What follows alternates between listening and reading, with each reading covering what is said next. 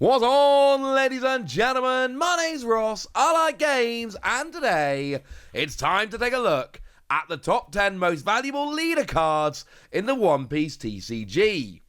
And I'm going to tell you right now, the set from which they come, it's got a narrow range of sets. We'll get there as we go, but first I want to start with a couple of Luffy cards that you could put on the list or not, that's up to you. So what should be on the list at number 10, if we counted it, the Borussia Dortmund Luffy. Partly this is because it doesn't come in a pack, it's not available to everyone, it's a promo, so putting it on the list feels a little bit mean. And secondly, it's because it's not actually been out for very long, and we don't really know exactly what the price of this is going to end up as. So this is about a $100 card right now. And if we did make it eligible for the list, and let's face it, it's my list, I could choose to, I choose not to, this would actually be in at number 10. But if we go a little bit higher, there is a card that should be in at number 8, and that is the PSA Luffy that came with the PSA magazine, the one that I actually was lucky enough to be able to reveal. Shout out to PSA for letting me do that one. And basically, this one was only available when you bought a copy of the PSA magazine, or you subscribed to it. And if you subscribed in time, you got the Luffy. It's a $135 card right now. It would put it in at number 8 on the list, but I'm not putting either of these two in on the list because, well, like I say, they're not available in packs, and it's all a little bit off. Let's put it that way. But they're cool cards, and I wanted to let you know where they would be. The Borussia Dortmund Luffy would be in at number 10. The PSA Luffy would be in at number 8, but neither of them are on the list because I've not made them eligible. There we go. That's what you need to know about those. What do you need to know about other stuff? Well, in at real number 10, we've got the alternate art Sanji from OP02. And just to be clear, right, these are all going to be the alternate arts. No regular art, obviously, is going to be even close to getting onto this list. There's no way a regular art is going to make its way onto the list. The regular arts, they're all worth pennies, which I really enjoy on a personal level because it means, you know, imagine if there was a leader that was actually expensive and hard to get hold of. That would suck. No, we don't want that. That would be a bad thing. This is cool. Is Sanji any good? Not really. Like, this Sanji's been out for a while at this point. This isn't a new Sanji. And it's just not seeing any real play. And it's had plenty of time to see play, and it's just not seen any real play, so sorry about that. In terms of what it actually does, it is a green-blue leader, and once during your turn, when you play a character with no base effect from your hand, if you have 3 or fewer characters, you can set 2 of your Don cards to active. It's cool.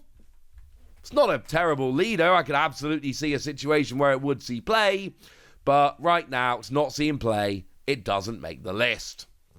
In at number 9, we've got the Edward Newgate from OP02, coming in at about $110.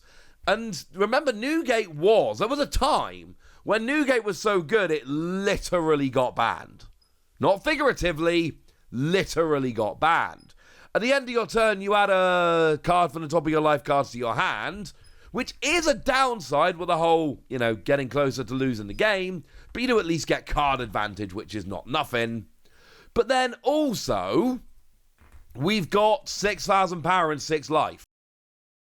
Both of which are absurd. They did ban some other cards, like, for instance, Moby Dick, which I still contend, if you made that legal, Whitebeard would get so much better overnight. But as it stands, hasn't come back, still a cool card.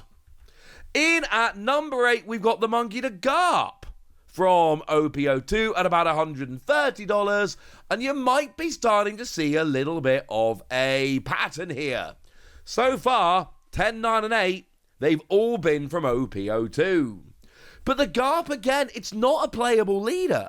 We got a dual color red and black, and on your turn, when this leader or any of your characters is given a Don card, give up to one of your opponent's characters with a cost of 7 or less, -1 cost during this turn. Just a -1, but the condition can be annoying to reach. And we've seen a lot more cards. Since this came out, we've seen a lot more cards that actually will attach Don to your leader. all your characters, but just a potential -1 cost with hoops to jump through has not proven to be good enough. I'm sorry. And in at number 7, let's continue the trend. We got the Smoker from OPO2 at $140. This is one of my, like I'm sure most people do, I've got like 3 or 4 leaders I've always been hoping are going to be good. Smoker is one of them. The difference here is the Smoker has been good. We got a mono black leader here, and Don X1 activate main once per turn, give up to one of your opponent's characters -1 cost for the turn, and then if there is a character of a cost of 0, which often when you're playing black there will be, this leader gains 1,000 power during this turn. Obviously, if the 1,000 power boost carried on into your opponent's turn, forcing him to have an extra 1,000 power for everything, that would be amazing. But you know what? It's still an extra 1,000 power on your turn, and that, ladies and gentlemen, ain't to be sniffed at. It's not the best black deck around right now, but it has been good in the past. And that's the end of OPO2. 7, 8, 9, and 10 on this list are all from OPO2. Now we're done. In at number 6, we got the Katakuri from OPO3. Which, to be fair, good leader. It's been very good for a long time. Right now, the best mono yellow leader, it's Kid. Kid has taken over as the best mono yellow leader.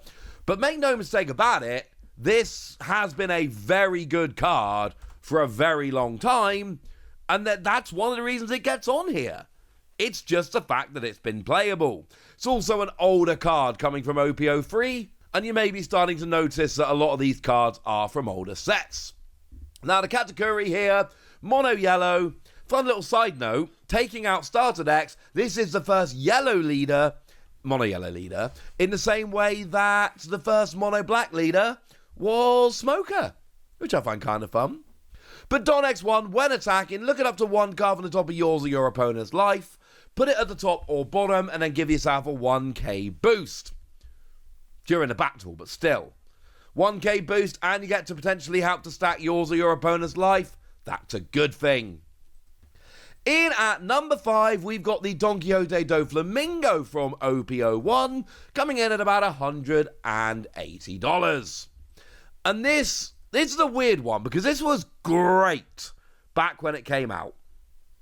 Then it was kind of meh for a long time. Then Starter Deck 17 happened. And as soon as Starter Deck 17 came out, we had a whole bunch of new cards for Don Quixote do Flamingo, and this leader suddenly got a bazillion times better, and all of a sudden became top tier, and remains right now, like this very moment, one of the very, very best decks around right now. You could argue it in a few different ways. Is it the best deck in the current format? I mean, if you go to limitlesstcg.com and look at the OPO10 meta share, yes, it is by a pretty wide margin. It's got like 32% of the meta. Blackbeard's at number 2 with 20%. By that measure, best deck in the game right now. And it's from OPO1, which is one of only 2 sets which is actually like full-on sold out and is impossible to get hold of. So yeah, old set, sold out, great leader. Add it all up, what do you get? Phenomenal leader. There we go. Coming in at number 4, we've got the Luffy from OPO1. Which surprised me when I did this list. Because don't get me wrong, right? They're both leaders from Romance Dawn. But whereas a lot of the reason Doflamingo is so high is because it's really good right now, the Luffy is not. The Luffy is not a good leader. It's a dual color red and green, and once per turn you can pay 4 to set a Supernova or Straw Hat character of a cost of 5 or less active and give it a 1k boost. It's been out since OPO1. If it was good, we would know it was good. It's not good. If I search on limitlesstcg.com right now, if I look for top decks, and I search for Luffy, I get 7 different Luffy decks. This isn't one of them. It's not even a top 7 Luffy deck, playability-wise, which tells you everything you need to know.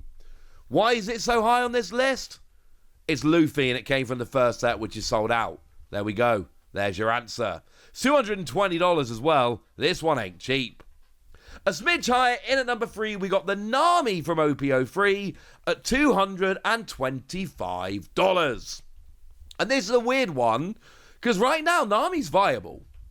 Nami ain't the best deck in the game right now. Just to be perfectly clear, Nami is not the best deck in the game right now. No one is saying it's the best deck in the game right now.